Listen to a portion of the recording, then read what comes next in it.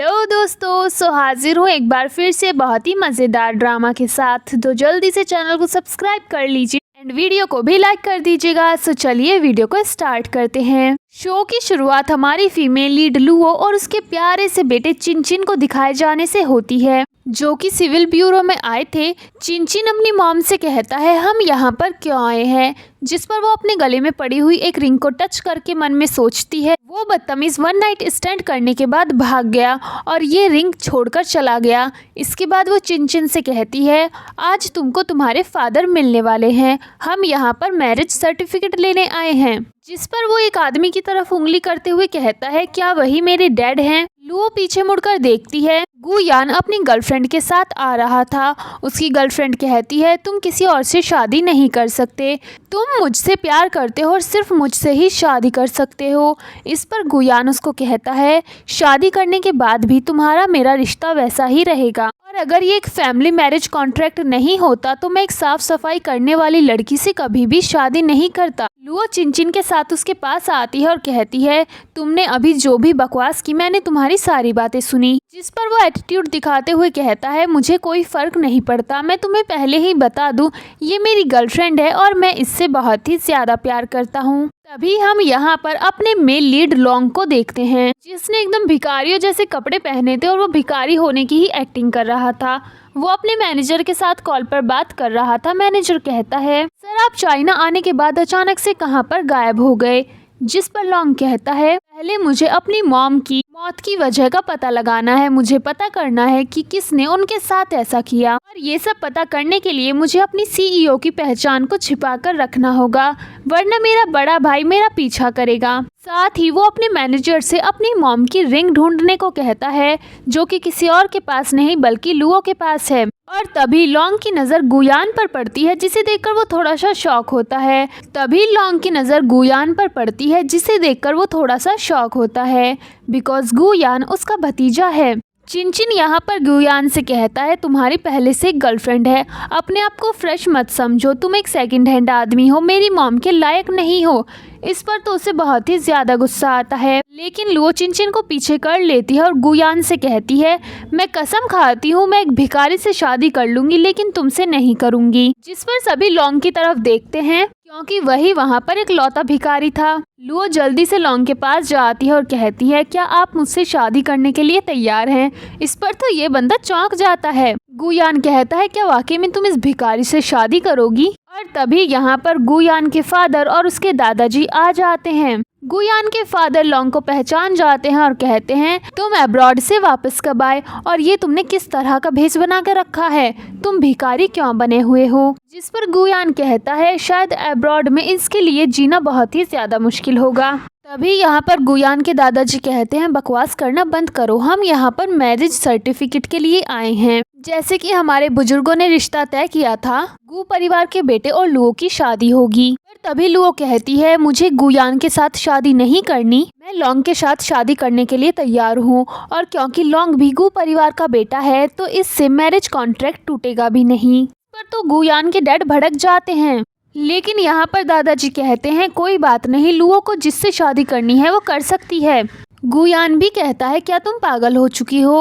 उन दोनों को इतना ज़्यादा भड़कते हुए देख लॉन्ग भी कह देता है मैं लुओ से शादी करने के लिए तैयार हूँ, हम लुओ की शादी ज़बरदस्ती नहीं करा सकते, वो जिससे शादी करना चाहती है कर सकती है, अगर वो लॉन्ग से शादी करने के लिए तैयार है तो मुझे कोई दिक्कत नहीं है। जिसके बाद ये दोनों मैरिज सर्टिफिकेट लेने के लिए अंदर चले जाते हैं। ये दोनों मैरिज सर्टिफिकेट लेकर बाहर आ जाते हैं। गुयान वहाँ से जाने लगता है, लुओ उसको रोककर कहती है क्योंकि अब से मैं तुम्हारी आंटी हूँ तो तुम सिर्फ मुझे आंटी ही बोलना। तभी चिनचिन भी कहता है मॉम क्या आप मुझे भी अपना सरनेम चेंज कर लेना चाहिए, मुझे भी गु चिनचिन रख लेना चाहिए, वैसे अब मैं गुयान का भाई हूँ। इस पर गुयान को गुस्सा आता है, वो कुछ बोल पाता कि दादाजी उसे रोक देते हैं। लुओ भी गुयान के सर पर हाथ रखती है और कहती है क्योंकि मैं तुम्हारी आंटी हूँ मैं तुम्हारा बहुत ही अच्छे से ख्याल रखूँगी। इस पर तो उसे बहुत ज़्यादा गुस्सा आता है और वो वहाँ से चला जाता है। पीछे पीछे उसकी गर्लफ्रेंड और उसके डैड भी चले जाते हैं। गुयान के दादाजी लोंग से कहते हैं क्योंकि अब तुम्हारी शादी हो चुकी है तो तुम्हें अपनी पत्नी का ख्याल रखना होगा, और वो भी वहाँ से चले जाते हैं। लुओ लोंग से कहती है क्योंकि अब हमारी शादी हो चुकी है तो हमें एक दूसरे के बारे में जान लेना चाहिए।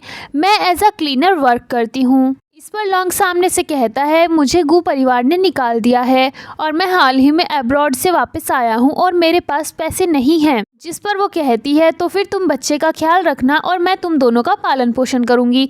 और वो जल्दी से चिन को उसे सौंप कर वहाँ से चली जाती है क्योंकि उसे काम पर जाने के लिए देरी हो रही थी। लोंग चिन से कहता है मॉम किस कंपनी में काम करती हैं।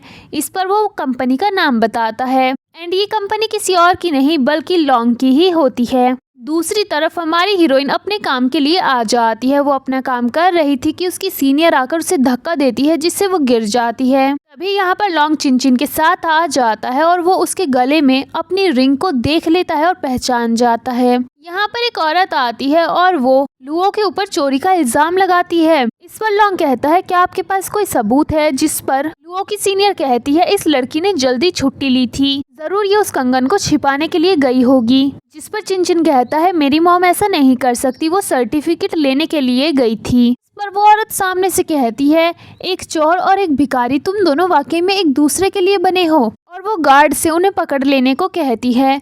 तभी लोंग जल्दी से अपने मैनेजर को कॉल करके लॉबी में आने के लिए बोलता है।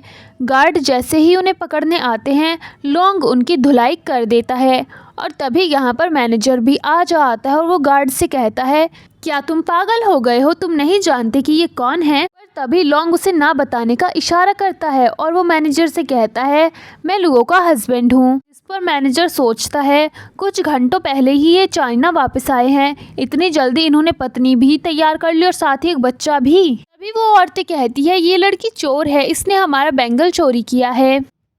लेकिन मैनेजर उन औरतों को माफ़ी मांगने को कहता है जिस पर वो इनकार करती हैं। तो मैनेजर सीसीटीवी फुटेज मंगवाता है जिसमें साफ दिख जाता है कि लुओ की सीनियर ही उस बैंगल को चोरी कर रही थी। जिसके बाद वो औरत माफ़ी मांगना शुरू कर देती है, साथ ही दूसरी लड़की भी माफ़ी मांगती है। पर मैनेजर कहता है तुम दोनों को ज़रा भी तमीज़ नहीं है, इसलिए मैं तुम लोगों को जॉब से फायर कर रहा हूँ, और उनको वहाँ से बाहर निकलवा देता है। इसके बाद लोंग मैनेजर से कहता है दोनों की वजह से मेरी वाइफ को बहुत ही ज़्यादा प्रॉब्लम हुई थी। इस पर मैनेजर कहता है आपको परेशान होने की ज़रूरत नहीं है, मैं आपकी वाइफ का प्रमोशन कर रहा हूँ, आज से उसको साफ सफाई का काम करने की ज़रूरत नहीं है। इसके बाद तो लुओ बहुत ही ज़्यादा खुश हो जाती है। अब हम इन तीनों को घर पर देखते हैं जहाँ पर लुओ के पेरेंट्स ने लुओ को घर से बाहर निकाल दिया था बिकॉज उसने लोंग के साथ शादी की थी। वो लोग कहते हैं तुम्हारे पास शादी करने का एक मौका था, तुम गू परिवार के बेटे से शादी कर सकती थी, लेकिन तुमने इस भिखारी से शादी की है। वो उन्हें समझाने की बहुत कोशिश करती है लेकिन वो उसकी ज़रा भी नहीं सुनते। जिसके बाद लुओ लोंग से कहती है हमें एक घर रेंट पर लेना होगा, और ये प्रॉपर्टी देखने के लिए पहुंच जाते हैं। पर यहाँ पर लोंग के कपड़े देखकर वो लोग इनको हल्के में लेते हैं और इसका मजाक उड़ाने लगते हैं। एक आदमी लुओ के शोल्डर पर टच करता है तो लोंग उसके हाथ को मोड़ देता है और कहता है चलो हमें बहुत अच्छा घर दिखाओ। इसके बाद वो उसे एक प्रॉपर्टी दिखाने के लिए ले जाता है। लोंग लुओ से कहता है तुम्हारे पास कितने पैसे हैं। वो कहती है 90,000। इसके बाद वो उस आदमी से कहता है हम इस घर को खरीद रहे हैं 90,000 में। जिस पर वो आदमी कहता है इस घर की कीमत करीब 100 मिलियन है, क्या तुम पागल हो चुके हो। जिस पर वो कहता है नहीं, इस घर की कीमत करीब 90,000 है। और तभी यहाँ पर उसका सीनियर आ जाता है एंड वो लोंग को पहचान जाता है। वो कुछ बोल पाता कि लोंग उसको भी इशारा कर देता है चुप रहने का।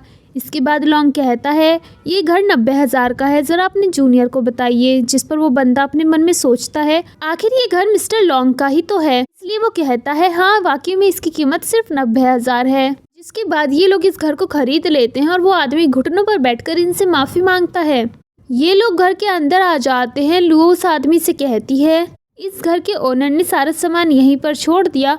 वो कहता है हाँ उन्होंने सारा सामान यहीं पर छोड़ दिया, इनके साथ साथ कपड़े भी यहीं पर छोड़ दिए, एंड वो वहाँ से चला जाता है। जिसके बाद लुओ लोंग से कहती है तुम्हें अपने कपड़े चेंज कर लेने चाहिए।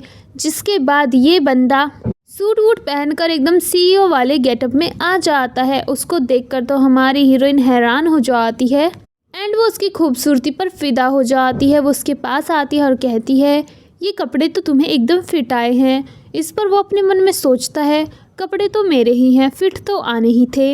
ये बंदी उसकी टाई ठीक करने लगती है। पीछे बैठा हुआ चिन अपने मन में सोचता है मॉम डैड की शादी हो चुकी है, उसके बावजूद भी ये दोनों एक दूसरे की इतना ज़्यादा क्लोज नहीं आए, मुझे इनकी मदद करनी चाहिए। और ये बच्चा अपनी मॉम को धक्का देता है जिससे इन दोनों की एक्सीडेंटल किस हो जाती है। इस पर चिन क्लैप करते हुए कहता है मॉम डैड ने एक दूसरे को किस कर लिया।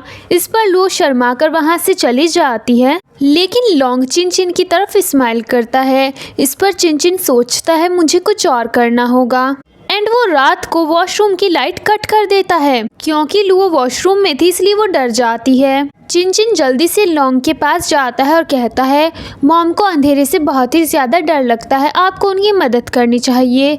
जिसके बाद वो जल्दी से वॉशरूम में पहुंच जाता है। क्योंकि अंधेरे में लुओ को कुछ दिख नहीं रहा था इसलिए वो गिर जाती है। लॉन्ग उसकी मदद करता है और उठाकर बाहर लेकर आता है। वो जल्दी से खुद को ब्लैंकेट से कवर कर लेती है बिकॉज वो टॉवल में थी। यहाँ पर लॉन्ग उसके सामने एकदम सख्त लौंडा बनता है, लेकिन जैसे ही वो बाहर आता है तो उसकी नाक से खून आना शुरू हो जाता है और वो कहता है वाकई में मेरी वाइफ बहुत ही ज़्यादा हॉट है।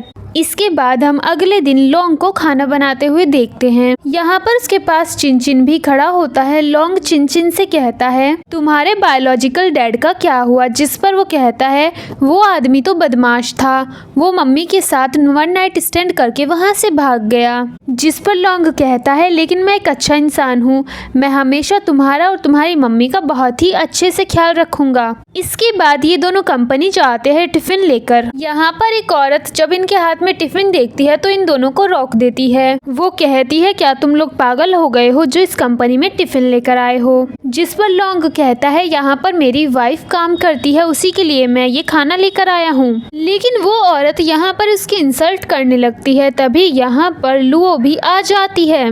इस पर लुओ कहती है दरअसल ये मेरा हस्बैंड है, पर वो औरत उसके साथ भी बदतमीजी से बात करती है और कहती है लगता है तुम लोग बहुत ही गरीब परिवार से हो, तभी तो इतनी बड़ी कंपनी में टिफिन लेकर आते हो। एंड वो लॉन्ग के हाथ से टिफिन छीन कर फेंक देती है। इस पर तो लॉन्ग को बहुत ही ज़्यादा गुस्सा आता है और वो गुस्से में उसका हाथ बहुत तेज़ पकड़ लेता है और कहता है ऐसा करने की तुम्हारी हिम्मत कैसे हुई। जिस पर वो औरत गार्ड को बुलाकर लॉन्ग को पकड़वा देती है एंड उसको मैनेजर के रूम में लेकर जाती है। जैसे ही मैनेजर उसको देखता है वो शॉक हो जाता है एंड उसके हाथ से फाइल गिर जाती है। वो तुरंत गार्ड पर चिल्लाता है और कहता है क्या तुम पागल हो गए हो, ये सब क्या कर रहे हो। इस पर वो औरत कहती है इस आदमी ने मेरे साथ बदतमीजी की है, इसने बहुत ही तेज मेरा हाथ भी पकड़ा। इस पर लुओ कहती है इसने कुछ भी नहीं किया, मेरा हस्बैंड बस मेरे लिए टिफिन लेकर आया था। यहाँ पर मैनेजर के साथ एक और एम्प्लॉय खड़ा था और वो तुरंत लॉन्ग को बोलना शुरू कर देता है तुमने ही कुछ किया होगा, तुम बहुत ही बदतमीज हो। इस पर तो मैनेजर उसको थप्पड़ मारता है और वो उन दोनों से कहता है तुम दोनों की वजह से कंपनी की रेपुटेशन बर्बाद हो रही है, इसलिए मैं तुम दोनों को जॉब से फायर करता हूँ। एंड वो उन दोनों को ही वहाँ से बाहर निकलवा देता है। इसके बाद लॉन्ग मैनेजर से कहता है क्या बस इतना ही। जिस पर मैनेजर जल्दी से लुओ से माफ़ी मांगने लगता है और कहता है मैं आपकी सैलरी बढ़ा रहा हूँ। जिस पर तो ये बंदी बहुत ही ज़्यादा खुश हो जाती है। इसके बाद हम इन तीनों को घर पर देखते हैं जहाँ पर ये दोनों मिलकर चिन को सुला देते हैं। तभी यहाँ पर लॉन्ग लुओ से कहता है आज मुझे चिन ने तुम्हारे हस्बैंड के बारे में बताया, वो कितना ज़्यादा बदतमीज़ आदमी था जो भाग गया। इस पर लुओ कहती है वो मेरा हस्बैंड नहीं था, वो बस एक वन नाइट स्टैंड था। जब अगली सुबह मेरी आंखें खुली तो वो वहाँ पर मौजूद नहीं था। इस पर तो लॉन्ग कहता है एक आदमी इतना ज़्यादा बुरा कैसे हो सकता है, अब मुझे उसके बारे में कुछ भी मत बताना, क्योंकि अगर वो मुझे गलती से कभी मिल गया तो मैं उसे बहुत ही ज़्यादा पीटूंगा। इस पर लुओ खड़ी हो जाती है एंड वो उसको उस रिंग को दिखाने वाली थी, लेकिन तभी लॉन्ग का एक कॉल आ जाता है और वो कॉल रिसीव कर लेता है, जिस वजह से लुओ उसको रिंग नहीं दिखा पाती। लॉन्ग के पास यहाँ पर उसके डैड की कॉल आई थी और वो उसको कहते हैं मैंने एक पार्टी रखी है, यहाँ पर तुम अपनी वाइफ और अपने बेटे को लेकर जरूर आना। जिसके बाद लौंग वहाँ पर लुओ और चिनचिन के साथ पहुँच जाता है। तभी वहाँ पर खड़ी हुई एक औरत कहती है, ये गु परिवार का छोटा बेटा है जो हाल ही में चाइना से आया है और आजकल वो किसी हाउसवाइफ की तरह अपना जीवन जी रहा है। जिस पर एक आदमी कहता है, ये लाइफ कितनी ज्यादा बेकार है, एक बच्चे का पालन पोषण करना और एक औरत के लिए काम करते रहना। इस पर चिनचिन लौंग से कहता है, ये लोग किस बारे में बात कर रहे हैं। इस पर वो कहता है, क्या तुम भी ऐसा ही सोचते हो। जिस पर चिनचिन कहता है, आप तो बहुत ही अच्छा खाना बनाते हैं। जिस पर वो औरत कहती है, गु परिवार का बेटा तो एक नैनी बन गया है। इस पर एक आदमी कहता है, एक शादीशुदा नैनी, और वो हंसने लगते हैं। इस पर लुओ को बहुत ही ज़्यादा गुस्सा आता है और वो खड़ी हो जाती है और कहती है, मेरे पति के बारे में बकवास करना बंद करो। भला एक बच्चे का ध्यान रखना और अपनी पत्नी का ध्यान रखना, इसमें कौन सी गलत बात है। इस पर लौंग का बड़ा भाई कहता है, मेरा भाई सच में बहुत ही डरपोक है। इस छोटी सी बात के लिए भी मेरी भाभी को खड़ा होकर बोलना पड़ रहा है। एंड वो यहाँ पर इन तीनों का मजाक उड़ाने लगते हैं। जिस पर लुओ लौंग से कहती है, हमें यहाँ से चलना चाहिए। पर लौंग उसको रोकता है और वो वहाँ पर खड़े हुए एक आदमी से कहता है, तुम्हारी शीशी कंपनी वाकई में बहुत ही बड़ी कंपनी है, लेकिन सिर्फ चोयॉन ग्रुप की वजह से, क्योंकि वो उसे सपोर्ट करता है।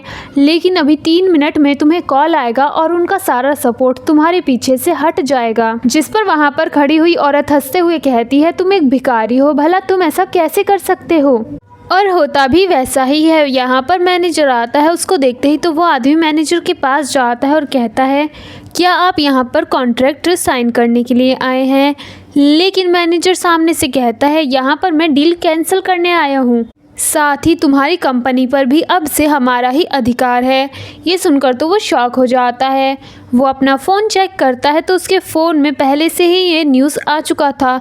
जिसके बाद तो ये बंदा बेहोश हो जाता है। ये देखकर लुओ थोड़ी सी शॉक होती है कि लौंग के एक कॉल पर ऐसा कैसे हो गया। इसलिए वो लौंग से पूछती है, ये तुमने कैसे किया। जिस पर ये बंदा सामने से कहता है, मैंने तो बस उसे ऐसे ही बोला था, लेकिन मुझे यकीन नहीं हो रहा कि ये सच में कैंसिल हो गया। और ये बंदी भी इसकी बातों में आ जाती है। तभी यहाँ पर लौंग के डैड आ जाते हैं और उसे अपने साथ अंदर ले जाते हैं। लौंग के डैड लौंग से कहते हैं, तुम क्या चाहते हो। जिस पर वो कहता है, पिछले 5 सालों से आपने मुझसे बात नहीं की, लेकिन अचानक से आपको मुझसे बात करने की क्या ज़रूरत पड़ गई। जिस पर वो कहते हैं, तुम मेरे बायोलॉजिकल सन हो, मुझे तुम्हारी फिक्र है। इस पर वो कहता है, बिल्कुल नहीं, ये नाटक मत कीजिए। उसके डैड कहते हैं, तुम अब भी मुझे ही इस चीज़ का दोषी मानते हो। जिस पर वो कहता है, क्योंकि आप दोषी हैं, आप पता कर सकते थे कि मेरी मॉम की डेथ कैसे हुई। उसके डैड कहते हैं, रिपोर्ट में यही आया था कि तुम्हारी मॉम की डेथ बीमारी की वजह से हुई थी। जिस पर वो कहता है, मेरी मॉम की डेथ नेचुरल नहीं थी। ये बात आप अच्छे से जानते हैं, लेकिन आपने इस बात को जानबूझकर छिपाया। इस पर उसके डैड बहुत ज़ोर ज़ोर से चिल्लाते हुए कहते हैं, तुम इस चीज़ का दोष मुझे कैसे दे सकते हो। मैंने बहुत पता लगाने की कोशिश की, लेकिन तुम्हारी मॉम बहुत ज़्यादा बीमार थी। और इसी बहस के बीच वो अपने बेटे को थप्पड़ मार देते हैं। दूसरी तरफ हम बाहर लुओ को देखते हैं, जिसके पास गुयान आता है और कहता है, अगर तुम लौंग को अब भी डाइवोर्स देने के लिए तैयार हो तो मैं पुरानी बातों को भूलकर तुमसे शादी करने के लिए तैयार हूँ। जिस पर वो उसे इनकार करती है। वो सामने से कहता है, मैं लौंग से हर तरीके से बेहतर हूँ, वैसे तुम दोनों एक जैसे ही हो भिखारी। इस पर लो कहती है, शायद तुम भूल चुके हो, मैं तुम्हारी आंटी हूँ। इस पर वो गुस्से में चिल्लाते हुए कहता है, तुम्हें इस चीज़ का रिग्रेट ज़रूर होगा। जिस पर लो कहती है, तुम बहुत ही ज़्यादा गुस्से में लग रहे हो, मुझे तो ऐसा लगता है कि तुम्हें ही रिग्रेट हो रहा है। जिस पर वो एक बार फिर से कहता है, अगर तुम मुझसे डाइवोर्स दोगी तो मैं तुमसे शादी कर लूँगा, क्योंकि वो बहुत ही ज़्यादा बुरा है। जिस पर लुआ सामने से कहती है, लौंग तुमसे 1000 गुना बेहतर है। तभी चिनचिन भी खड़ा होकर कहता है, मेरे डैडी बहुत ही ज़्यादा अच्छे हैं, वैसे भी तुम जैसा रूड इंसान मेरी मॉम के लायक नहीं है। तभी यहाँ पर लौंग भी आ जाता है और वो भी ये बात सुन लेता है। जिस पर वो सोचता है, मैंने कभी नहीं सोचा था कि आखिरी में 2 बाहर के इंसान ही मेरे ऊपर विश्वास करेंगे।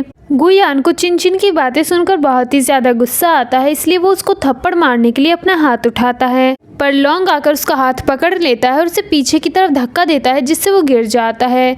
इसके बाद वो उन दोनों को वहाँ से लेकर चला जाता है। गुचैन को बहुत ही ज़्यादा गुस्सा आता है लेकिन वो कुछ कर नहीं पाता। ये लोग घर पर आ जाते हैं, तभी लॉन्ग के पास उसके मैनेजर का कॉल आता है और वो उसको बताता है कि आज उससे कोई मिलने वाला है। इसके बाद लॉन्ग लुओ से कहता है मुझे कोई ज़रूरी काम है, मुझे अपने पुराने घर में जाना है, और वो वहाँ से निकल जाता है। मैनेजर उसको पिक करने आया था। दूसरी तरफ लुओ के पास भी उसके सीनियर की कॉल आती है और वो कहता है हमें क्लब जाना है हमारे प्रेसिडेंट को रिपोर्ट करने के लिए। वो कहती है बहुत रात हो चुकी है, आप किसी और को बुला लीजिए, लेकिन वो उसी को आने को कहता है। इसलिए वो अपने साथ चिन चिन को भी लेकर जाती है। क्लब में पहुंचते ही एक ठरकी बुढ़ा इस बेचारी की तरफ सीटी मार कर जाता है। इसके बाद लुओ चिन चिन से कहती है मैंने तुम्हारे लिए एक रूम बुक किया है, तुम्हें इस रूम में ही रहना होगा। मैं रूम नंबर 302 में जा रही हूँ, जैसे ही मेरा काम पूरा हो जाएगा मैं यहाँ वापस आ जाऊंगी। लुओ उसको रूम में छोड़कर चली जाती है, लेकिन ये बच्चा रूम में कहाँ टिकने वाला था। ये रूम से बाहर आ जाता है और अपनी माँ को ढूंढने लगता है। चिन चिन एक वेटर से टकरा जाता है, जिस पर वेटर को बहुत ही ज़्यादा गुस्सा आता है और वो कहता है इतने बड़े क्लब में तुम जैसा जंगली बच्चा कहाँ से आया। जिस पर चिन चिन कहता है मैं कोई जंगली बच्चा नहीं हूँ, यहाँ पर मैं अपनी मॉम के साथ आया हूँ। वेटर कहता है ये क्लब बहुत ही महंगा है, यहाँ पर सभी रिच लोग आते हैं, आखिर तुम्हारी मॉम है कौन। वो कहता है मैं नहीं जानता, लेकिन वो काम के सिलसिले में यहाँ पर आई हैं। जिस पर वेटर कहता है ज़रूर तुम्हारी माँ कोई बार गर्ल होगी। इस पर चिन चिन को गुस्सा आता है और वो कहता है मेरी मॉम के बारे में बकवास बातें मत करो। इस पर तो चिन चिन को बहुत ही ज़्यादा गुस्सा आता है और वो अपने सर से उस वेटर को मारता है, जिस पर वेटर उसके ऊपर बहुत ज़्यादा चिल्लाता है और उसको पकड़ लेता है। इस पर चिन चिन कहता है मेरा डैड एक सुपरमैन है, मैं यहाँ पर उनको बुलाऊंगा तो वो तुम्हें बहुत ही ज़्यादा मारेंगे। और वो जल्दी से लॉन्ग को कॉल करके वहाँ पर आने को कहता है। क्योंकि लॉन्ग उसी क्लब में था इसलिए वो जल्दी से वहाँ पर आ जाता है। इसके बावजूद भी वो वेटर नहीं सुधरता और हमारे हीरो के ऊपर ही हाथ उठाता है, लेकिन लॉन्ग उसका हाथ पकड़ लेता है और उसके हाथ को मोड़ देता है, जिस पर उस वेटर को बहुत ही ज़्यादा गुस्सा आता है और वो कहता है मैं तुम लोगों को अभी यहाँ से बाहर फेंकवाता हूँ। और वो ज़ोर ज़ोर से चिल्लाने लगता है। तभी यहाँ पर मैनेजर आ जाता है और वो कहता है आखिर क्या हुआ। जिस पर वेटर मैनेजर से कहता है ये दोनों यहाँ पर कुछ गड़बड़ कर रहे हैं, इन्हें यहाँ से बाहर निकाल दो। लेकिन मैनेजर तो उस वेटर को ही थप्पड़ मारता है और कहता है हमारे बॉस को नाराज़ करने की तुम्हारी हिम्मत कैसे हुई। जिसके बाद वो वेटर लॉन्ग के पैरों में बैठकर उससे माफ़ी मांगने लगता है, लेकिन लॉन्ग उसको जॉब से फायर कर देता है। इस पर चिन चिन लॉन्ग से कहता है आप इस तरह से किसी को भी जॉब से फायर कैसे कर सकते हैं। इस पर वो कहता है क्योंकि मैं एक सुपरमैन हूँ ना, इसीलिए। जिस पर चिन चिन कहता है मैं भी बड़ा होकर आपकी तरह सुपरमैन बनूंगा। लॉन्ग उससे कहता है मॉम कहाँ पर है और तुम यहाँ पर क्या कर रहे हो। जिस पर वो कहता है मॉम यहाँ पर काम के सिलसिले में आई हैं। जिसके बाद लॉन्ग मैनेजर से कहता है मेरे बच्चे का ख्याल रखना। जिसके बाद वो जल्दी से हमारे हीरोइन को ढूंढने के लिए जाता है। दूसरी तरफ लुओ एक रूम में होती है, यहाँ पर उसका सीनियर आ जाता है और आते ही उसके ऊपर चिल्लाकर कहता है ये तुमने किस तरह के कपड़े पहने हैं, यहाँ पर बॉस के आने से पहले जल्दी से कपड़े चेंज कर लो। जिस पर वो कहती है नहीं, आखिर मेरे कपड़ों में क्या बुराई है। इस पर वो कहता है अगर तुम चाहती हो कि तुम्हें अच्छा बोनस मिले तो तुम्हें अच्छे से सेवा भी करनी होगी। जिस पर वो कहती है ये सब करने के लिए मैं यहाँ पर नहीं आई, और वहाँ से जाने लगती है।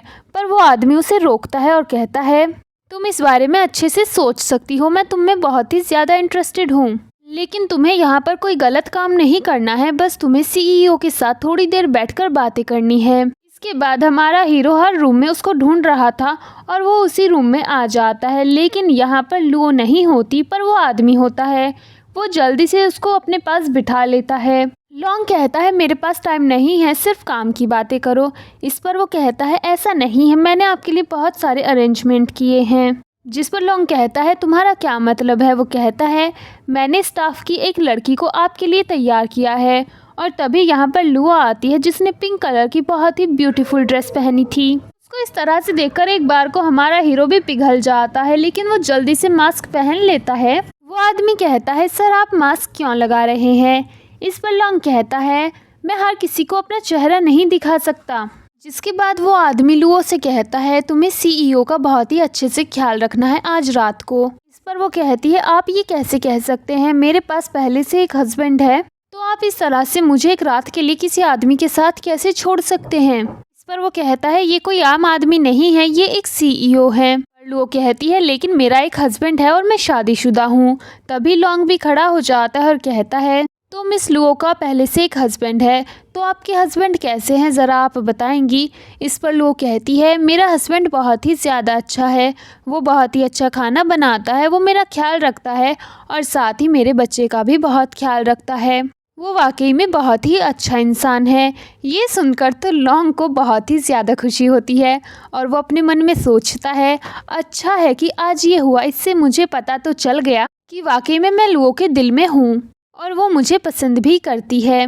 लेकिन तभी वो आदमी लॉन्ग से कहता है इस लड़की की बातों में मत आइए, दरअसल इसका पति तो सिर्फ एक भिखारी है और वो पूरी तरीके से लुओ के ऊपर ही डिपेंड है, वो कुछ करता भी नहीं है और ना ही पैसे कमाता है। ये सारी बातें सुनकर लॉन्ग को गुस्सा आता है। पर तभी लॉन्ग उस आदमी से कहता है तुम्हारी हिम्मत कैसे हुई अपने प्रोजेक्ट को पास करवाने के लिए किसी फीमेल एम्प्लॉय का इस्तेमाल करने की, मैं तुम्हें अभी जॉब से फायर करता हूँ। और वो उसको वहाँ से भगा देता है। इसके बाद वो लुओ से कहता है मुझे माफ़ करना, मेरी वजह से आपको इतनी सारी परेशानी हुई। जिस पर वो कहती है कोई बात नहीं, मुझे अपने बेटे को ढूंढना है और वो जाने लगती है। पर तभी रूम के अंदर चिनचिन आ जाता है और वो जैसे ही लॉन्ग को देखता है तो कहता है डैडी आप मास्क लगाकर क्या कर रहे हैं। इस पर तो लॉन्ग शॉक हो जाता है, लेकिन लुओ कहती है ये तुम्हारे डैडी नहीं है, ये हमारे CEO हैं। जिस पर वो कहता है नहीं नहीं ये डैड ही है, मैं बस इनसे अभी अभी। और तभी लॉन्ग उसको गोद में उठा लेता है और कहता है ये आपका बच्चा है, ये तो बहुत ही ज़्यादा प्यारा है। जिस पर वो स्माइल करती है, लेकिन फिर वो कहता है मुझे माफ़ करना, मैंने विदाउट परमिशन के इसको गोद में उठा लिया। इस पर वो कहती है कोई बात नहीं और अपने मन में सोचती है मुझे पता नहीं था कि CEO को बच्चे इतने ज़्यादा पसंद हैं। चिनचिन अपने डैड के कान में कहता है आप ये क्या कर रहे हैं। जिस पर वो कहता है मैं और तुम्हारी मॉम ड्रेस अप गेम खेल रहे हैं, तुम मेरे बारे में नहीं बता सकते वरना मैं ये गेम हार जाऊंगा। जिस पर वो कहता है मैं मॉम को नहीं बताऊंगा। तभी लुओ कहती है आप दोनों के बीच क्या बातें हो रही हैं। जिस पर चिनचिन कहता है ये मेरे और अंकल की सीक्रेट बात है, ये हम किसी को नहीं बताएंगे। लॉन्ग कहता है आपका बच्चा बहुत ही ज़्यादा प्यारा है। जिस पर वो कहती है फ्यूचर में आपके भी ऐसे ही बच्चे होंगे। एंड वो चिन से कहती है हमें देर हो रही है, चलना होगा, चलो अंकल को जल्दी से बाय बोलो। एंड वो उसको लेकर वहाँ से चली जाती है। इसके बाद हम लॉन्ग को घर पर देखते हैं, जहाँ पर वो घर पर साफ सफाई कर रहा था। तभी उसके पास मैनेजर की कॉल आती है और वो बताता है जो न्यू टेंडर आया है सभी कंपनियां उसे पाना चाहती है, साथ ही गू परिवार भी उसे पाने के लिए पूरी जद्दोजहद में लगा है। ये सुनकर लॉन्ग कहता है मुझे फ़र्क नहीं पड़ता, लेकिन वो टेंडर मुझे ही मिलना चाहिए। एंड कॉल कट कर देता है। तभी यहाँ पर चिनचिन भागते हुए आता है और उसने लॉन्ग की बातें सुन ली थी, पर इस बेचारे बच्चे को समझ ही नहीं आया था। इसीलिए वो उसको कहता है डैड मैंने आपकी बातें सुनी है, आपको अंकल गू ने डांटा है, इसलिए आप उन्हें पीटना चाहते हैं। तभी यहाँ पर लुओ भी आ जाती है जो बहुत ज़्यादा थकी हुई लग रही थी। लॉन्ग चिनचिन से कहता है तुम्हें पता है ना डैडी एक सुपर हीरो हैं, इसलिए उनका काम यही है कि लोगों को डांटना, धमकाना और पीटना। इसके बाद ये दोनों ही लुओ के साइड में जाकर बैठ जाते हैं। चिनचिन उसके पैर दबाने लगता है। लॉन्ग कहता है क्या प्रॉब्लम है। वो कहती है एक न्यू टेंडर आया है जिसके लिए मैं काम कर रही हूँ। जिस पर वो कहता है क्या मैं तुम्हारी कुछ मदद करूं। वो कहती है क्या तुम इसको पाने में मेरी मदद कर सकते हो। जिस पर वो कहता है हाँ बिल्कुल मैं ये कर सकता हूँ। इस पर वो हंसने लगती है और कहती है तुम ये नहीं लिख पाओगे। जिस पर वो कहता है तो चलो शर्त लगाते हैं, अगर मैंने ये लिख लिया तो मैं तुम्हें किस करूँगा। पर लुओ अपने मन में सोचती है ये इस बात का फ़ायदा उठाना चाहता है और वो लॉन्ग से कहती है मुझे तुम्हारी शर्त मंजूर है, लेकिन तुम्हें ये एक रात के अंदर करना होगा। जिस पर वो कहता है ठीक है और वो काम करना शुरू कर देता है।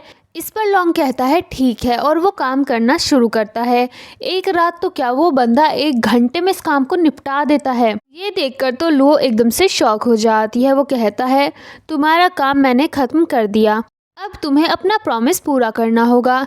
जिस पर वो उसे किस करने के लिए करीब जाती है, लेकिन चिनचिन उसे पीछे से धक्का दे देता है और इन दोनों का किस हो जाता है। और क्लैप करते हुए कहता है मॉम ने डैड को किस किया, मतलब कितना शैतान बच्चा, ये मॉम डैड की चुम्मा चाटी पे मज़े ले रहा है।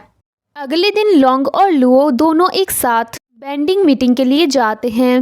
लुओ थोड़ी सी नर्वस होती है। लॉन्ग उसको समझाता है घबराने की ज़रूरत नहीं है, सब अच्छा होगा। और तभी यहाँ पर गुयान आ जाता है। वो इन दोनों को देखकर ही चिढ़ जाता है और लुओ से कहता है तो तुम भी इस बैंडिंग मीटिंग में पार्ट लेने के लिए आई हो। जिस पर वो कहती है क्यों मैं इसमें पार्ट नहीं ले सकती।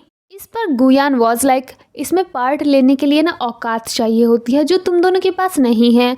वैसे भी तुम्हारा पति एक भिखारी है। इस पर उसको गुस्सा आता है और वो कहती है ये तुम्हारे अंकल है, तुम्हें इनके साथ तमीज़ से बात करनी चाहिए। जिस पर वो कहता है मुझे तमीज़ सिखाने की ज़रूरत नहीं है। तभी लॉन्ग कहता है तो फिर ठीक है, अंदर देखते हैं कौन किससे बेहतर है। एंड वो बंदा अंदर चला जाता है। लुओ लॉन्ग से कहती है तुम्हें परेशान होने की ज़रूरत नहीं है, मैं बहुत अच्छे से प्रेजेंटेशन दूंगी। एंड ये बंदी अंदर आ जाती है जहाँ पर सबसे पहले गुचैन अपनी प्रेजेंटेशन देता है। लेकिन उसको देखते ही सभी लोग कहते हैं ये क्या बकवास है। जजेस उसकी बहुत ज़्यादा बेइज्जती करते हैं और कहते हैं तुम्हें कुछ भी नहीं आता, तुमने प्राइस भी कितना ज़्यादा हाई रखा है। इसके बाद हमारी हीरोइन की बारी आती है, वो प्रेजेंट करती है। जजेस को बहुत ही ज़्यादा पसंद आता है और वो इस कंपटीशन को जीत जाती है। लेकिन तभी गुयान गुस्से में खड़ा होता है और कहता है ये सब क्या बकवास है, तुम लोगों ने चीटिंग की है, तुम लोगों ने जानबूझकर इस लड़की को जिताया है। ये वो लड़की है जो आज तक कभी कॉलेज भी नहीं गई।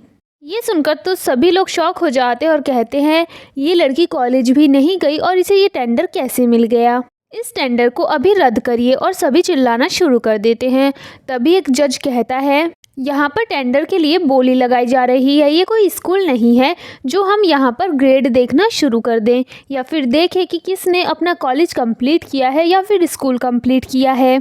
तभी यहाँ पर लुओ कहती है इस बिट को मैंने अपने बलबूते पर जीता है और रही इसको लिखे जाने की बात तो ये कहीं से कॉपी नहीं किया गया। पर तभी गुयान कहता है तुमने ये चोरी किया है क्योंकि तुमने अपना कॉलेज तक कंप्लीट नहीं किया तो तुम इतना अच्छा बिट कैसे लिख सकती हो। और वो उसके ऊपर कॉपी करने का इल्ज़ाम लगाना शुरू कर देता है। जिसके बाद सभी लोग उसे वहाँ से बाहर निकालने को कहते हैं। बाहर से ये सब कुछ लॉन्ग मैनेजर के साथ देख रहा था और वह कहता है जाकर मुझे उसकी मदद करनी होगी। दूसरी तरफ अंदर लुओ सभी से कहती है ये मेरे हस्बैंड ने लिखा है। लेकिन उसकी बात सुनने को कोई भी तैयार नहीं था।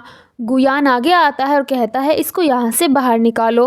और वो खुद उसका हाथ पकड़ के निकालने की कोशिश करता है कि तभी यहाँ पर हमारे हीरो की एंट्री होती है और वो मास्क लगाकर यहाँ पर आता है। जिसके बाद सभी उसका वेलकम करते हैं बिकॉज वो प्रेसिडेंट था और उसी की तरफ से ये बिट हो रहा था। गुयान उसके आते ही कहना शुरू कर देता है इस लड़की ने कॉपी किया है और जानबूझकर इसे ये बिट जिता दिया गया है जबकि ये जीतने के लायक भी नहीं है। इस पर लॉन्ग कहता है मुझे प्रूफ दिखाओ उसके बाद ही बात करना। लेकिन गुयान के पास कोई प्रूफ नहीं था। जिस पर लॉन्ग कहता है जैसे ये बिट चल रहा है वैसे ही चलता रहेगा, अगर तुम्हारे पास कोई प्रूफ नहीं है तो मेरे सामने बोलने की हिम्मत मत करो। और वो सभी से कहता है अगर तुम लोगों को वाकई में लगता है कि ये गलत है तो फिर मैं तुम सभी को आधा घंटा देता हूँ, अपना अपना नया बिट बनाओ और दोबारा से आओ, मैं देख लूँगा कि कौन कितना ज़्यादा बेहतर है। इस पर सभी कहते हैं आधे घंटे में बिट बनाना बहुत ही ज़्यादा मुश्किल है। जिस पर एक आदमी कहता है इसमें हमारा जीतना नामुमकिन है, आधे घंटे में हम बिट कैसे तैयार करेंगे। लॉन्ग लुओ की तरफ देखता है, वो कहती है ये बिट मैंने खुद तैयार किया है। जिस पर गुयान कहता है ये लड़की झूठ बोल रही है। इन दोनों की बहस हो जाती है। वो उसको मारने के लिए अपना हाथ उठाता है लेकिन हमारा हीरो उसका हाथ पकड़ लेता है। एंड वो उसको कहता है इतना जोश कंपटीशन में दिखाओ ना कि किसी लड़की के ऊपर। जिसके बाद सभी यहाँ पर बिट बनाना शुरू कर देते हैं। यहाँ पर गुयान को इनसिक्योरिटी होती है कि कहीं लुओ एक बार फिर से ना जीत जाए, इसलिए वो जानबूझकर उसके लैपटॉप पर कॉफ़ी गिराता है जिससे वो डरकर उठती है और गिरने वाली होती है। पर लॉन्ग उसको पकड़ लेता है और कहता है क्या तुम ठीक हो। जिस पर वो कहती है मैं ठीक हूँ। लेकिन तभी गुयान कहता है तुम कितनी ज़्यादा बेशरम हो कि प्रेसिडेंट को ही सिड्यूस कर रही हो। इस पर वो कहती है तुमने जानबूझकर कॉफ़ी गिराई, मैं गिरने वाली थी, उन्होंने सिर्फ मुझे बचाया। जिस पर वो कहता है बकवास मत करो। इस पर तो उसे गुस्सा आता है और वो कुछ बोलने ही वाली थी कि लॉन्ग उसे रोक देता है और कहता है तुमने जो गलती की है उसकी माफ़ी मांगो।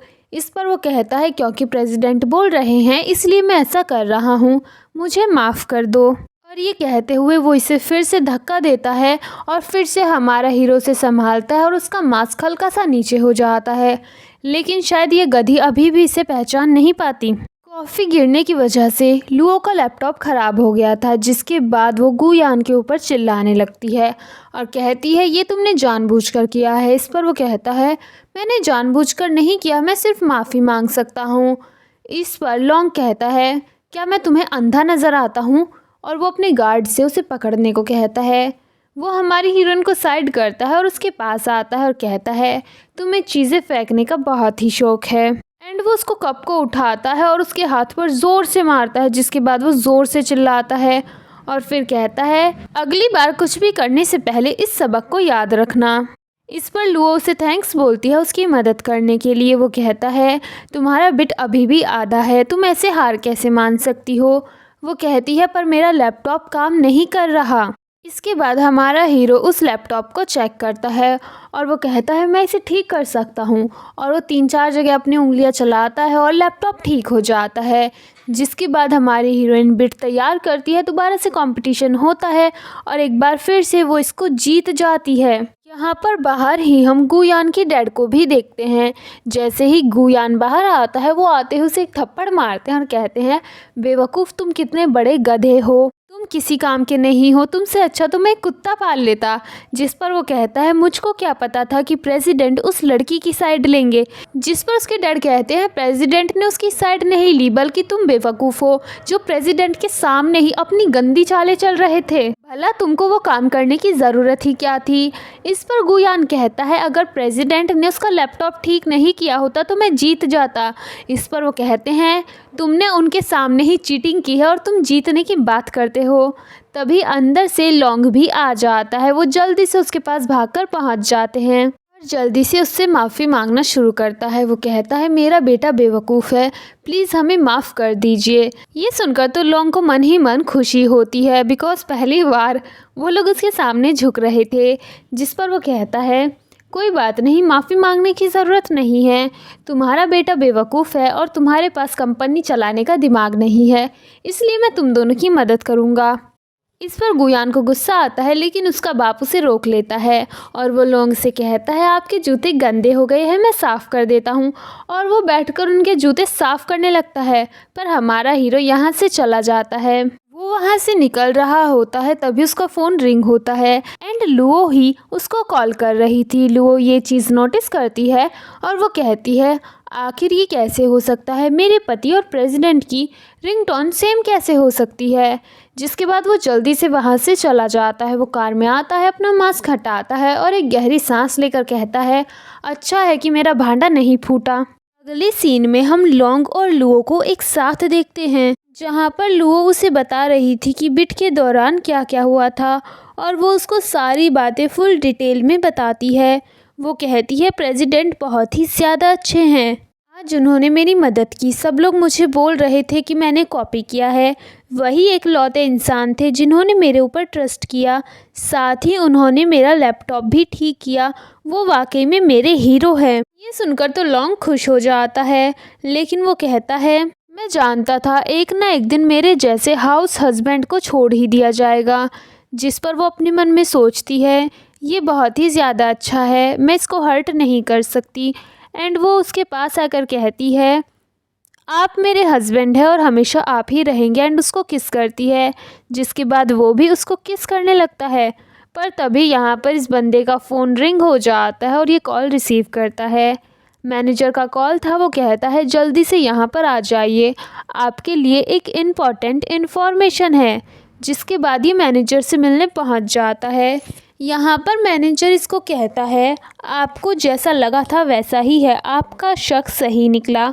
आपकी मॉम की डेथ नेचुरल नहीं थी, बल्कि उनको मरने से पहले बहुत सारे ड्रग के इंजेक्शन दिए गए थे। उन्हें बचाया जा सकता था, लेकिन उनका इलाज भी ठीक से नहीं किया गया। जिस पर हमारा हीरो कहता है ये जिसने भी किया है जानबूझकर किया है, मुझे बहुत पहले से शक था, लेकिन मेरी बात किसी ने नहीं सुनी। क्या तुमने पता लगाया कि इसके पीछे किसका हाथ है? मैनेजर कहता है इसके पीछे आपके भाई का हाथ है, उसी ने ये सारी प्लानिंग की थी अपने बेटे के साथ मिलकर। इस पर तो हमारे हीरो को बहुत ही ज़्यादा गुस्सा आता है। वो कहता है अब मैं उनको बर्बाद करके रख दूँगा। मैनेजर कहता है क्या मैं पुलिस को बुलाऊँ? जिस पर वो कहता है बिल्कुल नहीं, ये बहुत ही आसान होगा। मैं उनको मौत की भीख मांगते हुए देखना चाहता हूँ। इसके बाद हम एक क्लब का सीन देखते हैं जहाँ पर गुयान हमारे मैनेजर से टकरा जाता है और वो उससे पूछता है आप यहाँ पर क्या कर रहे हैं? जिस पर मैनेजर एक्टिंग करते हुए कहता है मैं तुमसे झूठ नहीं बोलूँगा क्योंकि तुम बहुत अच्छे इंसान हो। मैं यहाँ पर एक प्रोजेक्ट के सिलसिले में आया हूँ और वो प्रोजेक्ट बहुत ही ज़्यादा अच्छा है। अगर वो हमें मिल गया तो उससे हमारी कंपनी को बहुत ज़्यादा फ़ायदा होगा। जिस पर वो कहता है कितना फ़ायदा होगा? मैनेजर कहता है करीब 500% का। ये सुनकर तो उसकी खुशी का ठिकाना नहीं था। मैनेजर वहाँ से चला जाता है लेकिन ये बंदा बहुत ही ज़्यादा खुश था। ये अंदर आता है और बहुत ज़्यादा ड्रिंक करते हुए कहता है अब देखना मैं अपने गू परिवार को बहुत ऊंचाई पर ले जाऊंगा, साथ ही मैं उस लड़की से शादी भी करूंगा। जिसके बाद ये ड्रिंक करके लुओ के घर पर पहुंच जाता है। वो इसको देखकर कहती है तुम यहाँ पर क्या कर रहे हो? जिस पर ये बंदा कहता है मैं बहुत ही ज़्यादा अमीर बनने वाला हूँ, इसीलिए अब तुम चाहो तो मुझसे शादी कर सकती हो। अभी भी तुम्हारे पास मौका है, तुम डाइवोर्स दे सकती हो और अगर तुम बीमार हो मैं तुम्हें हॉस्पिटल लेकर चल सकता हूँ। वो उसे खुद से दूर करती है। वो उसके साथ ज़बरदस्ती करने लगता है कि तभी यहाँ पर हमारा हीरो आ जाता है और उसे एक ज़ोरदार पंच मारता है। इस पर गुयान ज़ोर से चिल्लाकर कहता है तुम्हारी हिम्मत कैसे हुई मुझे मारने की? इस पर लॉन्ग कहता है अभी तो मैंने तुम्हें मारा भी नहीं। और वो लुओ से कहता है चिन चिन को यहाँ से लेकर जाओ। वो उसको वहाँ से ले जाती है जिसके बाद वो उसे बहुत ही ज़्यादा पीटता है। गुयान कहता है मैं तुम्हारा भतीजा हूँ, तुम मेरे साथ ऐसा नहीं कर सकते। इस पर वो कहता है अगर तुम मेरे भतीजे हो तो तुम्हें अपनी आंटी की इज्जत करनी चाहिए थी। तुम मेरे घर में घुसकर मेरी पत्नी को टच कर कैसे कर सकते हो? और वो उसको बहुत ज़्यादा पीटता है। वो पीट पीट कर उसे बेहोश कर देता है। यहाँ पर लुओ और चिनचिन आते हैं। चिनचिन कहता है मेरे डैड एक सुपर हीरो हैं। लुओ कहती है अब इसका क्या करना है? इस पर लॉन्ग कहता है इसे डस्टबिन में फेंक देते हैं और ये तीनों उसे लाकर कूड़े के ढेर में फेंक देते हैं। जब इस बंदे को होश आता है तो इसके चारों तरफ भीड़ थी। सब इसके फ़ोटोज़ और वीडियो क्लिक कर रहे थे और इसके ऊपर हंस रहे थे। इसके होश में आते ही सभी लोग वहाँ से चले जाते हैं। उसके डैड की उसके पास कॉल आती है और वो उसके ऊपर बहुत ज़्यादा चिल्लाते हैं कि तुम कितने बड़े बेवकूफ़ हो। इसके बाद लुओ चिनचिन और लॉन्ग के साथ अपने घर पर आती है जहाँ पर उसके डैड कहते हैं तुम्हें अकेले आने को बोला था, तुम इनको साथ क्यों लेकर आई? जिस पर वो कहती है क्योंकि ये मेरा पति है और ये मेरा बच्चा है, मैं इनको अकेले नहीं छोड़ सकती थी। यहाँ पर उसके डैड उसको गुयान से मिलवाते हैं और कहते हैं ये हमारे स्पेशल गेस्ट हैं और तुम्हें इसके साथ शादी करनी होगी। जिस पर वो कहती है मेरे पास पहले से एक हस्बैंड है, आप ऐसा कैसे कर सकते हैं? इस पर उसकी सौतेली माँ कहती है तुम्हारा दिमाग खराब हो गया है। हमने तुम्हें गुयान से शादी करने के लिए भेजा था और तुमने इस भिखारी से शादी कर ली। जिस पर वो कहती है मैं इसके साथ शादी करके खुश हूँ और ये मेरा लीगल हस्बैंड है। इस पर उसकी माँ कहती है तुम इस आदमी का कंपैरिजन गुयान के साथ कैसे कर सकती हो? वो इतना ज़्यादा अमीर है, दिखने में अच्छा है और ये तो एक भिखारी है। अपनी तारीफ सुनकर गुयान तो बहुत ही ज़्यादा खुश हो रहा था एंड इसकी सौतेली माँ गुयान की चमचागिरी करना शुरू कर देती है। इसके बाद उसके डैड लुओ से कहते हैं जल्दी से इनको ड्रिंक सर्व करो। वो इनकार करती है। एक औरत उनको ड्रिंक देती जो कि वो एक गुयान को देते हैं और एक अपनी बेटी को पीने को कहते हैं, पर वो इनकार करती है। गुयान यहाँ पर उसकी मॉम को एक केतली देते हुए कहता है मैंने इसको ऑक्शन में ख़रीदा है, इसकी कीमत करीब 100 मिलियन है। इस पर तो उसकी लालची माँ की खुशी का कोई ठिकाना ही नहीं था। वो कहती है मुझे उम्मीद नहीं थी कि गू परिवार इतना ज़्यादा अमीर है। इसके बाद उसके डैड ज़बरदस्ती लुओ को ड्रिंक देने लगते हैं पीने के लिए। वो मना करती है लेकिन वो रुकते नहीं। इस पर लॉन्ग उनके हाथ से गिलास फेंक देता है जिस पर उसके डैड बहुत गुस्से में चिल्लाते हैं। इस पर वो कहता है जिस केतली को लेकर आप खुश हो रहे हैं वो नकली है और वो उन्हें असली केतली दिखाता है जिसे देखकर सभी हैरान हो जाते हैं लेकिन सभी कहते हैं ये नकली है। भला तुम जैसा भिखारी इतनी महंगी केतली कैसे खरीद सकता है? इस पर वो कहता है तुम सब बेवकूफ़ हो, तुम्हें कुछ नहीं पता। जिस पर लुओ के डैड कहते हैं एक तो तुम नकली केतली लेकर आए हो, उसके बाद ये एटीट्यूड भी दिखा रहे हो और सबकी यहाँ पर बेइज्जती भी कर रहे हो। इस पर उसकी सौतेली माँ कहती है इस झूठे को यहाँ से बाहर निकालो, जिस पर चिनचिन कहता है मेरे डैड झूठ नहीं बोलते। इस पर वो बुढ़िया चिनचिन के ऊपर चिल्लाती है। तभी लौंग कहता है मेरे बच्चे को डांटने की ज़रूरत नहीं है, और अगर वाकई में तुम लोगों को ऐसा लगता है कि ये केतली नकली है तो यहाँ पर मिस्टर जेंग को आने दीजिए, वो चेक करके बता देंगे कि क्या असली है और क्या नकली है। इस पर तो गुयान कहता है ये आदमी वाकई में एक सनकी है, भला मिस्टर जेंग यहाँ पर कैसे आएंगे, वो तो बहुत ही बिजी इंसान हैं। इस पर सभी लोग उसके ऊपर हंसने लगते हैं। लुओ के डैड भी कहते हैं तुम अमीर लोगों के बीच आकर खुद को अमीर समझ रहे हो, और वो लुओ से कहते हैं तुम्हारा पति वाकई में बहुत बेकार है। तभी गुयान कहता है मिस्टर जेंग ने यॉन ग्रुप के साथ 2 साल पहले एक कॉन्ट्रैक्ट साइन किया था, अब वो सिर्फ उन्हीं के लिए काम करते हैं। जिस पर हमारा हीरो कहता है लेकिन वो यहाँ पर ज़रूर आएंगे। इस पर तो गुयान हंसने लगता है और कहता है ठीक है, अगर वो यहाँ पर नहीं आए तो तुम्हें लुओ को डाइवोर्स देना होगा। ये सुनकर तो लुओ भी शॉक होती है। इसके लिए लौंग राज़ी हो जाता है और वो जल्दी से उनको कॉल करता है। इसके बाद सभी इंतज़ार करने लगते हैं और जैसे ही टाइम पूरा होता है वो यहाँ पर आ जाते हैं। इसके बाद वो उन दोनों केतली को चेक करते हैं और कहते हैं लौंग की दी हुई केतली असली है, जिस पर सभी चौंक जाते हैं। वो कहते हैं चलो मैं तुम्हें दिखा देता हूँ, लेकिन चुपचाप यहाँ पर गुयान भाग जाता है।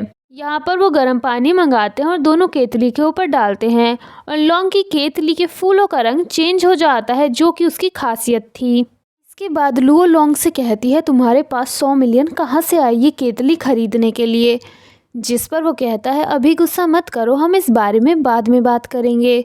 इसके बाद लुओ अपने डैड से कहती है तो बताइए आपका क्या इरादा है, क्या आप इस केतली को रखना चाहते हैं या आप चाहते हैं कि मैं लौंग से डाइवोर्स ले लूँ।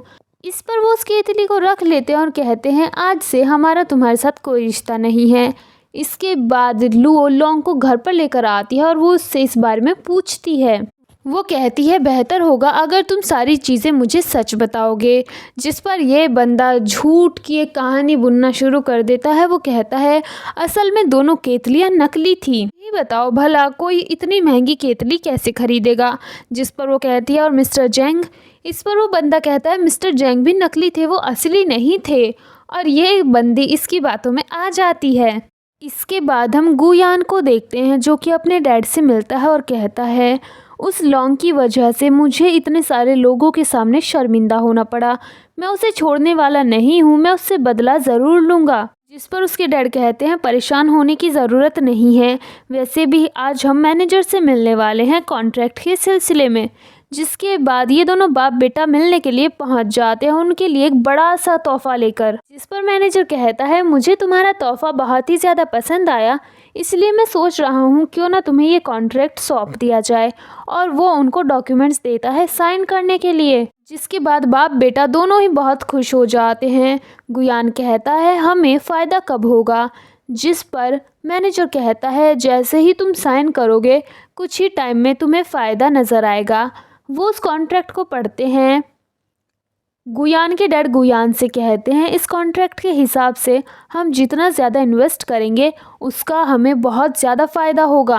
इसके बाद तो ये दोनों सारा पैसा इन्वेस्ट कर देते हैं, पूरी कंपनी का पैसा दांव पर लगा देते हैं और खुशी खुशी वहाँ से चले जाते हैं।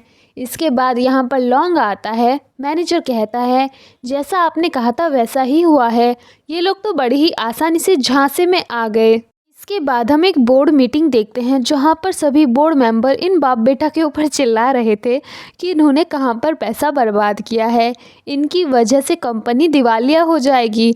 लेकिन ये तो यहां पर फुल एटीट्यूड दिखा रहे थे और कहते हैं हमने कंपनी के पैसे को बहुत ही अच्छी जगह इन्वेस्ट किया है जिससे हमें अरबों का फ़ायदा होगा। जिस पर वो कहते हैं हम नहीं मान सकते। वो कहता है हमने यॉन ग्रुप के साथ सौदा किया है। जिस पर वो कहता है तो फिर ठीक है, हमें प्रूफ दीजिए, क्या कोई यॉन ग्रुप का मेंबर इस चीज़ की गवाही दे सकता है। जिस पर वो बहुत एटीट्यूड के साथ गुयान को कहता है जल्दी से मैनेजर को कॉल करो। वो कॉल करता है पर मैनेजर का तो नंबर ही नहीं लगता। जिस पर एक बोर्ड मेंबर कहता है देखो अब तुम्हारा फ़ोन भी नहीं लग रहा, तुमने 10 बिलियन बर्बाद कर दिए। जिसके बाद गुयान जल्दी से लुओ के पास कॉल करता है और कहता है क्योंकि तुम यौन ग्रुप में काम करती हो तो तुम्हें पता ही होगा कि यौन ग्रुप के पास एक नया प्रोजेक्ट है जिसमें करीब 500% का फ़ायदा है। इस पर वो सामने से कहती है, क्या तुम पागल हो चुके हो? लगता है पैसे को देख देख कर तुम्हारा दिमाग ख़राब हो गया है। यौन ग्रुप के पास ऐसा कोई भी प्रोजेक्ट नहीं है। यह सुनकर तो इसके पैरों तले से ज़मीन खिसक जाती है। इसके बाद तो सभी बोर्ड मेंबर चिल्लाना शुरू कर देते हैं। वो कहते हैं, तुम दोनों वाकई में बहुत ही बड़े गधे हो, तुमने कंपनी को बर्बाद कर दिया। तभी यहाँ पर लॉन्ग अपने डैड के साथ आता है। सभी बोर्ड मेंबर उसके डैड से कहते हैं, आपका बेटा और पोता पागल हो गया है, इनकी वजह से कंपनी बर्बाद हो गई है, इनको कंपनी से धक्के मार कर बाहर निकाल दो। जिस पर ये दोनों बाप बेटा उनसे कहते हैं, आप हमें निकाल कर ये कंपनी किसे सौंपेंगे? वैसे भी लॉन्ग को तो कोई एक्सपीरियंस ही नहीं है। और वो उसके ऊपर हंसने लगते हैं। जिस पर वो कहता है, आप लोगों को लगता है कि मेरे पास कोई एक्सपीरियंस नहीं है, चलो तुम्हें दिखाता हूँ। तभी यहाँ पर मैनेजर आता है और कहता है, हेलो प्रेसिडेंट। ये सुनकर तो सभी शॉक हो जाते हैं और वो कहते हैं, आखिर ये प्रेसिडेंट कैसे हो सकता है? हम देखते हैं कि लुओ भी गू ग्रुप में किसी काम से आती है। दूसरी तरफ ये दोनों बाप बेटा मिलकर अभी भी लॉन्ग को गलत ठहराने की कोशिश कर रहे थे। जिस पर लॉन्ग अपने डैड को वो कॉन्ट्रैक्ट दिखाता है जिस पर उन दोनों बाप बेटा ने अंधे होकर साइन किया था और कितना बड़ा घाटा करवाया था। ये देखकर तो उसके डैड को बड़ा गहरा सदमा लगता है और वो अपने बेटे के ऊपर चिल्लाना शुरू कर देते हैं। जिसके बाद वो उन दोनों को धक्के मरवा कर वहाँ से बाहर निकलवा देते हैं। सभी लोग वहाँ से चले जाते हैं। लॉन्ग भी अपने डैड को लेकर निकल रहा था कि तभी उसकी नज़र लुओ पर पड़ती है जो उसके सामने खड़ी थी और उसने सारी बातें सुन ली थी और वो काफ़ी ज़्यादा शॉक में थी। लॉन्ग के डैड मैनेजर के साथ चले जाते हैं। लुओ लॉन्ग से कहती है, अगर मैं यहाँ पर नहीं आई होती तो शायद इतना बड़ा तुम्हारा नाटक का पर्दाफाश होता ही नहीं। वो उसको समझाने की कोशिश करता है लेकिन वो उसकी एक नहीं सुनती। वो कहती है, मैं तुम्हारी वाइफ थी, तुमने मुझसे भी छिपाया, और गुस्से में वहाँ से चली जाती है। लॉन्ग भी उसके पीछे पीछे जाता है। ये दोनों घर पर आ जाते हैं। लॉन्ग समझाने की कोशिश करता है। वो कहता है, 5 साल पहले मेरी मॉम की अचानक से डेथ हो गई थी। मैं उसका पता लगाना चाहता था, इसलिए मैंने अपनी पहचान हर किसी से छिपाई। जिस पर वो कहती है, लेकिन तुम मुझे बता सकते थे, तुमने मुझे भी नहीं बताया। और वो रूम में चली जाती है। वो उसके पीछे पीछे जाता है लेकिन वो उसके मुंह पर दरवाज़ा बंद कर देती है और बेचारे की नाक पर चोट लग जाती है। यहाँ पर चिन भी आ जाता है और कहता है, आपको मॉम को कोई गिफ्ट देना चाहिए, लड़कियों को तोहफे बहुत ही ज़्यादा पसंद आते हैं। बस फिर क्या था, हमारा हीरो कंपनी में उसके लिए गिफ्ट्स की लाइन लगवा देता है। बहुत महंगी महंगी एक्सपेंसिव ज्वेलरीज उसके पास भेजता है, जिसको देखकर ऑफिस की सारी लड़कियां शॉक हो जाती हैं। लुओ उनको वहाँ से चले जाने को कहती है लेकिन वो लोग कहते हैं, हमें शर्मिंदा मत कीजिए, प्लीज़ इनको एक्सेप्ट कर लीजिए। जिसके बाद वो सिग्नेचर करती है और उनको ले लेती है। पर उसको बहुत ही ज़्यादा गुस्सा आ रहा था, इसलिए वो ले जाकर उन्हें साइड में रख देती है। तभी यहाँ पर मैनेजर भाग कर आता है और चेक करता है। तभी वो पीछे से आ जाती है और कहती है, हम बड़े दिनों बाद मिल रहे हैं। इस पर वो हंसते हुए कहता है, मैडम आप कैसी हैं? इस पर वो कहती है, मुझे मैडम कहने की ज़रूरत नहीं है, मैं तो एक बाहरी इंसान हूँ, तुम ही उसके करीबी हो ना। जिस पर वो कहता है, आप किस बारे में बात कर रही है? वो कहती है, अनजान बनने की कोशिश मत करो, मैं उसकी वाइफ हूँ, उसने मुझसे ये बात छिपाई, वो मुझे बता सकता था। जिस पर मैनेजर उसे समझाता है, आप उनको गलत समझ रही हैं, वो तो आपसे बहुत ही ज़्यादा प्यार करते हैं, उन्होंने आपके लिए बहुत कुछ किया है और जो घर आप लोगों ने ख़रीदा है वो बहुत एक्सपेंसिव था, लेकिन आपके लिए सर ने उसको सिर्फ 90,000 में ख़रीदा। और ये सारी बातें हमारे हीरोइन के भेजे में घुस जाती है और वो कहती है, मुझे लगता है कि मुझे घर जाना चाहिए। और वो घर पर आ जाती है जहाँ पर लॉन्ग उसका पहले से इंतज़ार कर रहा था। जानबूझकर चाकू से अपनी उंगली को काट कर उसे ज़मीन पर फेंक देता है। वो वहाँ पर जाती है, उसकी फिंगर से ब्लीडिंग हो रही थी। जिसके बाद वो उसका हाथ पकड़ के उसे किचन से बाहर लेकर आती है और उसके हाथ पर दवाई लगाने वाली होती है। वो कहता है, क्या तुमने मुझे माफ़ किया? जिस पर वो कहती है, हाँ मैंने तुम्हें माफ़ किया, मैं तुम्हें थैंक यू भी बोलना चाहती हूँ, तुमने पीछे से मेरी बहुत ज़्यादा मदद की। जिसके बाद वो उसे किस करने के लिए करीब जाता है। वो रोकती है लेकिन ये बंदा रुकता नहीं और उसे पीछे की तरफ लेकर लेट जाता है और कहता है, अब से मैं तुमसे कुछ भी नहीं छिपाऊंगा। वो उसे किस करने वाला था कि तभी यहाँ पर चिन आ जाता है और कहता है क्या आप दोनों मेरे लिए एक छोटी बहन की तैयारी कर रहे हैं, जिस पर वो उसे जल्दी से धक्का दे देती है और लॉन्ग भी एकदम स्ट्रेट होकर लेट जाता है। अगले सीन में हम लुओ को पार्किंग में देखते हैं। तभी वहाँ पर उसे चिन चिन की आवाज़ आती है, जिससे वो घबरा जाती है और भागती है, पर तभी कोई उसका किडनैप कर लेता है। अगले सीन में हम लुओ और चिन चिन को देखते हैं, जिनको बांध कर रखा गया था, और ये किसी और ने नहीं बल्कि गुयान और उसके बाप ने मिलकर किया था। ये दोनों यहाँ पर आ जाते हैं और उन दोनों को परेशान करना शुरू कर देते हैं। गुयान हमारी हीरोइन का गला पकड़ता है और कहता है मैंने तुम्हें शादी करने का मौका दिया, लेकिन तुमने उस भिखारी को चूज़ किया। जिसके बाद वो कहती है क्योंकि वो तुमसे 100 गुना बेहतर है। ये दोनों कुछ कर पाते कि यहाँ पर हीरो अपनी सेना के साथ आ जाता है, मतलब अपने गार्ड्स के साथ आ जाता है। ये दोनों ही इन माँ बेटा को पकड़ लेते हैं और चाकू से इन्हें मारने वाले थे, पर हमारा हीरो इन्हें बचा लेता है। यहाँ पर वो उन दोनों से कहता है तुम दोनों बहुत ही ज़्यादा बुरे हो, तुम दोनों ने मिलकर मेरी माँ को मार डाला। जिस पर गुयान के डैड कहते हैं वो औरत कभी भी मेरा अच्छे से ध्यान नहीं रखती थी और ये सब मैंने प्रॉपर्टी के लिए किया था, वरना वो औरत सारी प्रॉपर्टी तुम्हें दिलवा देती और मेरे बेटे के पास कुछ नहीं बचता। यहाँ पर हमारा हीरो हमारी हीरोइन के गले में उस रिंग को देख लेता है और वो पहचान जाता है कि 5 साल पहले जिस लड़की के साथ उसने नाइट स्पेंड किया था वो और कोई नहीं बल्कि हमारी हीरोइन थी। और यहाँ पर मेरा एक नॉर्मल सा आप सबसे सवाल है कि हर चाइनीज़ ड्रामा में हर एक सीईओ को 5 साल बाद ही उनके कर्म याद क्यों आते हैं? मुझे कमेंट करके इसका आंसर ज़रूर बताना। यहाँ पर गुयान के डैड उनके ऊपर चाकू से हमला करते हैं, लेकिन लॉन्ग उनकी छाती में एक ज़ोर से लात मारता है और वो ज़मीन पर गिर जाते हैं। वो कहता है अब मैं तुम दोनों को जेल में भिजवाऊंगा। जिसके बाद गुयान कहता है अंकल मैं आपका भतीजा हूँ, मैंने कुछ गलत नहीं किया, आप मुझे माफ़ कर दीजिए। लेकिन हमारा हीरो उसे इग्नोर कर देता है। इसके बाद वो हमारी हीरोइन को बताता है कि 5 साल पहले उसके साथ क्या हुआ था। उसकी मॉम का एक्सीडेंट हो गया था, जिससे वो सदमे में चला गया था और फिर अब्रॉड चला गया था। उसके बाद वो वापस आया और फिर उसने रिंग की तलाश की और फाइनली अब उसे रिंग मिल गई। जिसके बाद वो चिन चिन को गोद में लेता है और कहता है अब से मैं तुम दोनों का बहुत ही अच्छे से ख्याल रखूँगा। और इसी के साथ इस ड्रामा की हैप्पी एंडिंग हो जाती है। आपको ये ड्रामा कैसा लगा कमेंट करके ज़रूर बताना। वीडियो को लाइक करना, चैनल को सब्सक्राइब करना। Thank you so much for watching. Bye bye.